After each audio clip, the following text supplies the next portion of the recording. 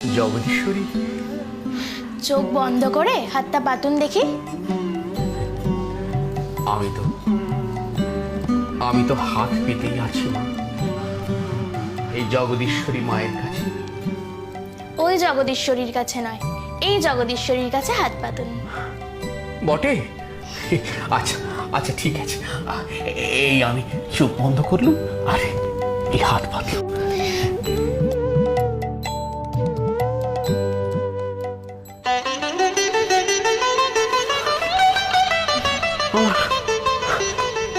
আমার কাব্য লেখবার খাতা এর মধ্যে বানিয়ে এনেছিস মা?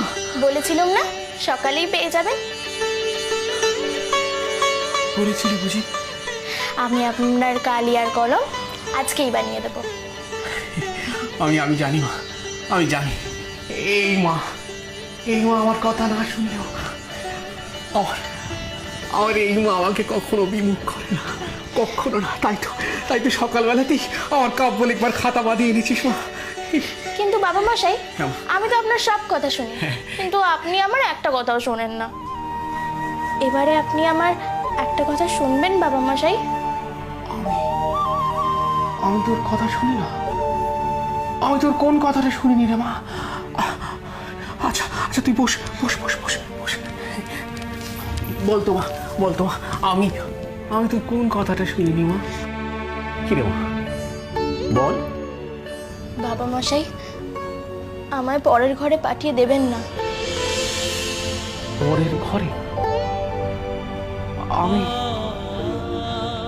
আমি কখন থেকে পরের ঘরে পাঠাতে চাইলাম রে মা? চেয়েছেন তো, মা আমার বিয়ে ঠিক করেছে আর আপনি তাতে সায় দিয়েছেন। মা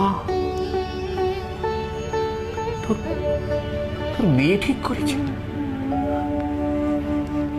কবে রে মা, কবে তোর বিয়ে? আমি তো কিছু জানি না।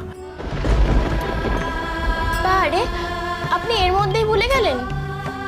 আপনি তো কাল রাত্রেই মাকে বললেন, তোমার যা ইচ্ছে তুমি তাই করো। বলেছি বুঝি? বাবা মশাই, আপনি না বড্ড ভুলো মনের হয়ে গেছেন। কাল রাতেই তো আপনি বললেন মাকে যে যা ইচ্ছে তাই করতে। ও,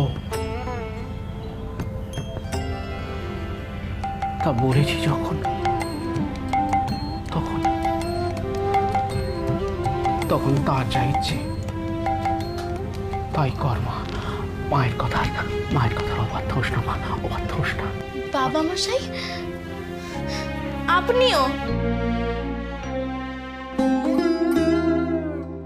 মায়ের কথার অবাধ্য হতে নেই রে মা।